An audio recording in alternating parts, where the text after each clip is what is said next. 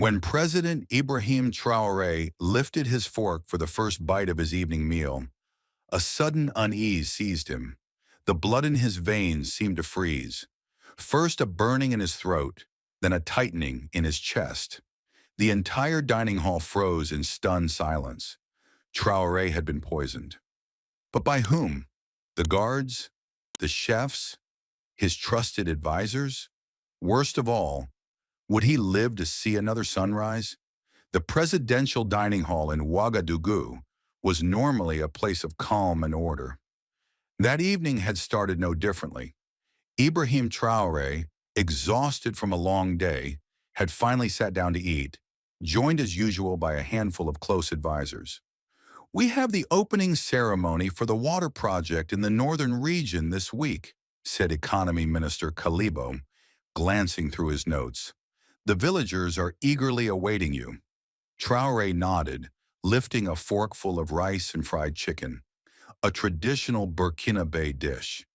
"The drinking water project will be our 32nd out of 50 promised developments," he said, bringing the fork to his mouth. "To achieve our goal, we must—" He never finished his sentence. A fiery sensation tore through his throat, pressure building rapidly in his chest. Warmth spread through his body. His vision swam. His ears began to ring. "Mr. President, are you all right?" asked Interior Minister Kabore, standing up in alarm. Traoré tried to respond, but no words came. He reached for his glass with a trembling hand, but it toppled over. Panic swept through the room. "The president's been poisoned!" someone cried out. "Call a doctor!" shouted Kabore. The hall erupted into chaos. Guards stormed in. Advisors shouted. Traoré fought to remain conscious as the world blurred around him. "Seal the palace," ordered Security Chief Ouedraogo. "No one enters. No one leaves. This is an assassination attempt." Uraho, a senior aide, rushed to Traoré's side. The president was convulsing now, struggling to breathe. "Hold on, Mr. President. Help is on the way," Uraho whispered urgently. The palace medical team arrived within minutes. Dr. Zongo quickly assessed the situation. Traoré's pupils, his pulse. "It's chemical poisoning," he announced grimly. "He needs immediate hospitalization." The last thing Traoré heard before slipping into unconsciousness was Dr. Zongo's tense voice. "The poison is spreading fast. We're running out of time." At the military hospital's secure wing, the corridors buzzed with soldiers and heavy security. In a sterile guarded room, President Traoré clung to life, machines monitoring every vital sign. Outside, the news spread like wildfire. Crowds gathered. Across social media, the #sign, Pray for Traoré, was trending worldwide. "This is the work of Western powers, sure," some protesters cried. "No, it's traitors from within," others shouted back. "This is the work of Western powers," some protesters cried. "No, it's traitors from within," others shouted back. Whatever the truth, the nation's young leader was fighting for his life, and Burkina Faso held its breath. In a tense corridor outside the hospital room, Prime Minister Diop, Security Chief Ouedraogo, and Interior Minister Kabore gathered. "What's his condition?" Diop asked, worry etched deep into his face. "Critical, but stable," said Dr. Zongo, holding up a report. "The poison is rare, very sophisticated. Only someone with specialized knowledge could have prepared it." "This was no random attack," Ouedraogo said darkly. "It was an inside job." "We must investigate everyone," Kabore insisted. "The guards, the chefs, the advisors. No one can be above suspicion." "And we're suspects too," Ouedraogo said quietly. The corridor fell into a heavy, dangerous silence. "Who will lead the investigation?" Diop asked. "Palace police? The army? National intelligence?" Ouedraogo shook his head. "There are enemies and loyalists in every branch. We need someone from outside." "Who?" Kabore asked. "Who can we trust?" Meanwhile, in a modest house on the outskirts of Ouagadougou, a 63-year-old man listened to the news crackling from his radio. Maurice Sankara, former head of Burkina Faso's intelligence services. 3 years ago, Traoré had accused Sankara of collaborating with the French and had ousted him, sentencing him to house arrest. Though partially freed now, Sankara was still under surveillance. Breaking his thoughts, the phone rang. A familiar voice spoke urgently. "Maurice, they're going to contact you. Be ready." "Who?" Sankara asked, wary. "Those in the palace. They want you to investigate the poisoning." Sankara laughed bitterly. "Traoré hates me. He called me a traitor." "Exactly," the voice said. "Your hatred for him is well known. If even you can prove you didn't do it, you might find the real assassin." The next morning, two official cars appeared outside Sankara's home. A young officer greeted him respectfully. "Mr. Sankara, you're needed at the hospital." Sankara had been expecting this. He dressed quickly and climbed into the convoy. At the military hospital, Prime Minister Diop, Interior Minister Cabaret, and Security Chief Ouedraogo were waiting, their faces stiff with worry and awkwardness. "Mr. Sankara," Diop said, extending his hand. Sankara did not shake it. "Do I have a choice, Prime Minister? I was once branded a traitor, and now you ask for my help?" "The country needs you," Cabaret said quietly. "And the president's life hangs in the balance," added Ouedraogo. The food was prepared and served inside the palace. Ouedraogo continued. "Everyone is under suspicion." "Why me?" Sankara asked coldly. "After all you did to me." "Precisely why," Diop said. "If someone with every reason to hate the president helps save him, your investigation will be beyond question." Sankara considered it. Revenge was tempting. If Traoré died, perhaps Sankara's life could return to normal.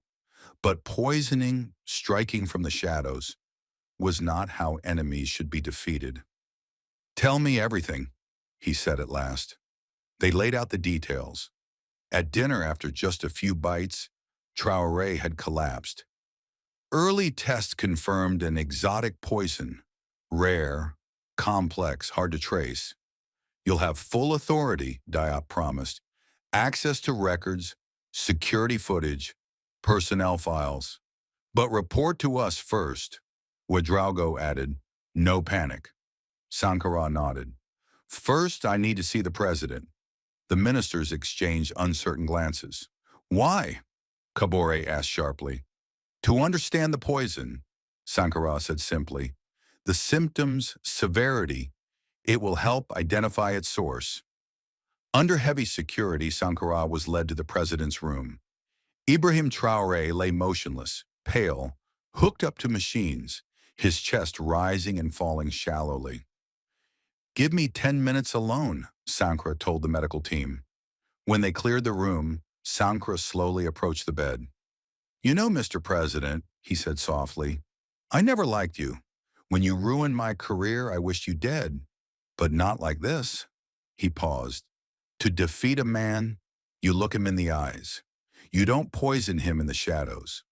The monitors beeped steadily. Traoré was stable, but fragile. "Who did this to you?" Sankara murmured. "And why?" He pored over the medical reports. The poison was fast-acting, but not immediately lethal. Someone wanted to incapacitate, not kill. Why? Just then, Traoré's eyes fluttered open. Groggy but conscious, he stared at Sankara. "You," he rasped weakly. "It was you." "I didn't poison you," Sankara said firmly. "I'm here to save you." "Why?" whispered Traoré. 10,000 euros were given, said Sankara, "but we don't know by whom. Get me the security footage from the palace." Sankara and his team spent hours poring over surveillance videos, tracking every movement of the waiter. Solemn. "Stop!" Sankara suddenly ordered. On the footage from last Tuesday at 14:32, Solemn was seen speaking with someone in the palace's back garden. "Zoom in," Sankara commanded. The figure came into focus. Hamidou Salvado, the palace's foreign relations advisor. They watched as Salvado discreetly handed Salam a small envelope. "There's the one who gave the money," said Urao. "Maybe," Sankara replied cautiously, "but we still don't know if he's behind the poisoning. Find Salvado. Bring him in." They found Salvado in his office in the West Wing. Calm and composed, he was led to the interrogation room. "Mr. Salvado," Sankara began, "what were you discussing with Salam in the back garden last Tuesday?" Salvado appeared surprised. "I gave him a small gift. His mother was sick. I just wanted to help." 10,000 euros, Sankara pressed. "That's quite a generous gift." Salvado's face remained expressionless. "It's my money. I can spend it as I wish." "Of course," Sankara said smoothly. "But the timing is curious. He receives the money, then the president is poisoned, and now the waiter is missing. Any thoughts?" Salvado began to look uneasy. "I didn't poison anyone. I have no idea where Salam is." Sankara leaned forward, dropping another document onto the table. "Then explain this. You withdrew 50,000 euros from your overseas bank account 2 weeks ago." Salvado's eyes widened. "You checked my accounts?" "And," Sankara continued unrelenting, "3 hours ago you made a reservation at a hotel in Paris. You were planning to flee." Salvado bolted upright, panic flashing across his face. "I was just a middleman, I swear." "Who's middleman?" Sankara asked, his voice quiet but sharp. Salvado hesitated, sweat beading on his forehead. "I can't say. They'll kill me." Sankara leaned in closer. "Mr. Salvado, if President Traoré dies, this will be classified as an assassination. The country will erupt in chaos, and you will be the prime suspect, facing life imprisonment, perhaps even the death penalty. I'll ask you once more, who commissioned you?"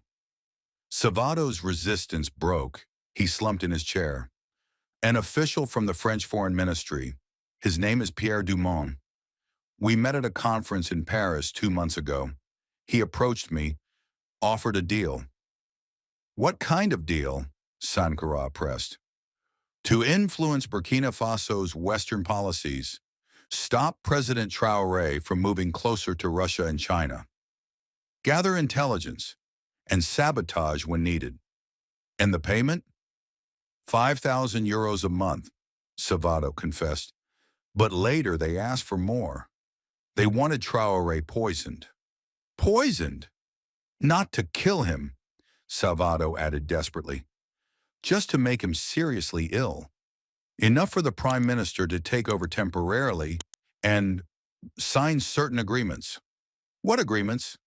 "Gold mining rights returned to French companies, renewal of the military base agreement, new economic deals." Sankara stared at him coldly. "And Salam?" "I don't know where he is," Salvado whispered. "I gave him the poison. He put it in the food. Afterward, he was supposed to escape. He was paid separately."